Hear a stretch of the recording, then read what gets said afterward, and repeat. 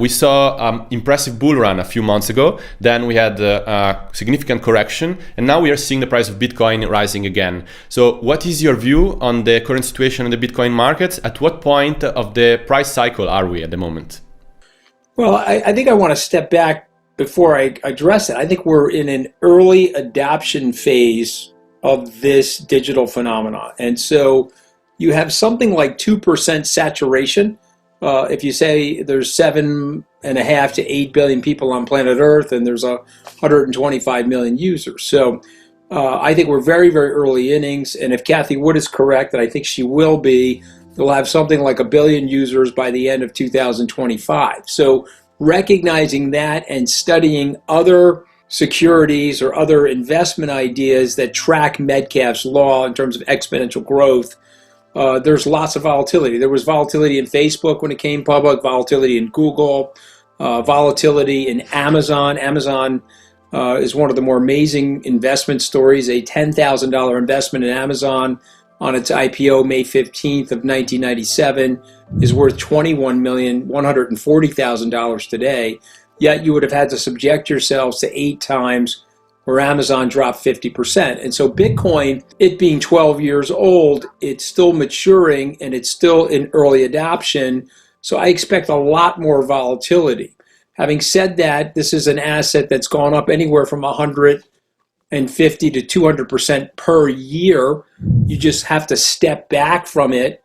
If you're managing it day to day or you're thinking about it week to week even, I think that's quite dangerous. And so to me, I see these coins being worth $500 to $1 million a coin over the next 5 to 10 years. So entry points below 50,000 or 60,000 are very attractive to us. And so we try to buy coins every month as we accumulate cash in our portfolios. We sweep them into Bitcoin. That's not to say that Bitcoin couldn't experience another 50% drop like it did in May of 2021. So to me, it's very early. There's more upside volatility, more asymmetrical upside volatility to Bitcoin. But again, you have to look at it over a multiple year period of time. If you're managing it week to week, you could get caught in a downdraft. And of course, if you're shaken out during a downdraft, you'll be sorely disappointed. So now I would like to dive a little deeper into this comparison with Amazon you are making. So it didn't take Amazon 10 years to become a globally recognized company with a lot of use cases, while Bitcoin seems to be a bit slower because it's been already 10 years and we cannot say that Bitcoin reached mainstream adoption. Don't you think so? No, I actually don't think so because, look at where Bitcoin is today, the $800+ million market cap. If you go back to when it was trading at 65,000, Bitcoin reached $1 trillion in market capitalization in 12 years. It took Amazon almost 20 years to reach that same market value, that same market capitalization. I think that we got to go back. It's easy to see Amazon as established as it is today, but I'll take you back to year 12 of Amazon, which was 2009.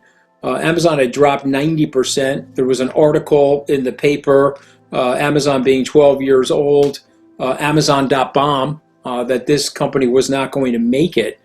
And so we see Amazon today at age 24 with its capacity and its standing and its lacking of volatility on a relative basis compared to its historic volatility.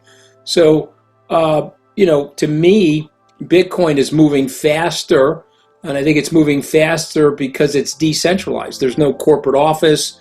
There's no C-suite where there's that intrigue and bureaucracy and the weaknesses of human beings. This is a decentralized protocol, decentralized network. It's amazingly efficient. It hasn't been hacked. It's been attacked for 12 years. There's been 8,400 or so coin competitors of Bitcoin, and yet Bitcoin remains the apex predator in the space. So I don't see it that way. I think it's moving faster than Amazon, Google, and Facebook, actually. And I can just prove it to you by the charts. Okay, so now I would like to talk about institutional adoption. After major players like MicroStrategy and Tesla getting involved with crypto months ago, we are seeing the institutional flow coming into crypto slowing down a bit. You also said that the institutional adoption story is overhyped. So can you expand a little bit on this thought? And when do you think that we are going to see the next wave of institutions coming into the space? Yeah, well, I do believe that, and that's also grounded in evidence. If you ask somebody like Larry Fink from BlackRock, he would say that his clients have very little to no demand for Bitcoin. If you go to the large-scale institutions, there's a general reluctancy to adopt. Now, the good news is we've had some recent wins in the community. Ray Dalio, who was a skeptic, now is an investor. Dan Loeb, running a $25 billion hedge fund, was a skeptic. He's now a Bitcoiner. Steve Cohen at 0.72, the same thing. And of course, there's Paul Tudor Jones and Stan Druckenmiller. So there's very smart people that have institutional scale assets that are in Bitcoin. But the very, very large pension funds, the endowments, the public employee retirement systems, I would say they have small to little interest in Bitcoin at this time. And I think that's a scalability issue. And it would be the same thing for many of those stocks that we just mentioned. Those FANG stocks today, which are making up trillions of dollars of the overall market cap and a very large weighting of the S&P 500, in the early days, as they were being adopted, very few institutions were willing to buy them. And so institutions have a tendency to be the latest of adopters to an investment story. And, listen, last year at this time, people were talking about institutions entering the market. There was a fever pitch of that discussion in January of 2021. But the evidence just hasn't borne that out. We don't have large-scale institutions. Now, the good news is many of the banks that were in the early stages skeptical of Bitcoin are offering Bitcoin products. Jamie Dimon, as an example, was once a critic of Bitcoin. They now have a series of Bitcoin and other crypto offerings at JP Morgan. That would be the same for Wells Fargo and Bank America. So the very good news is the process itself is starting, and the institutional demand, I think, will emerge.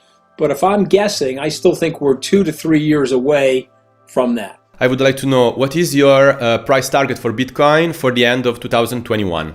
Good question. So I started the year with a $100,000 price target when Bitcoin was at 65,000 in April. It seemed very likely, and then Bitcoin went to 29,000, and now it's back up to 45,000. There's 4+ months to go, roughly 3.5+ months to go in the year.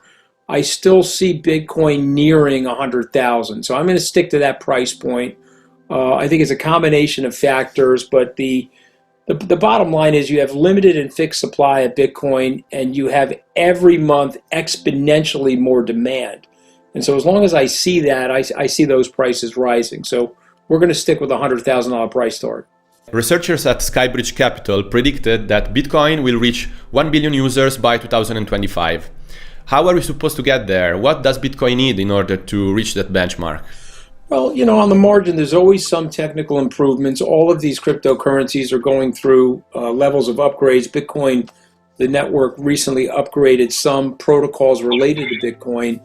But I actually just see it in terms of interest and demography. And so I'll just point out to you that our children, I have adult children, I have 5 children, some of them are young, but my adult children ages range from 22 to 29, and I can tell you that they're fully versant in Bitcoin and fully versant in what I would call the crypto ecosystem.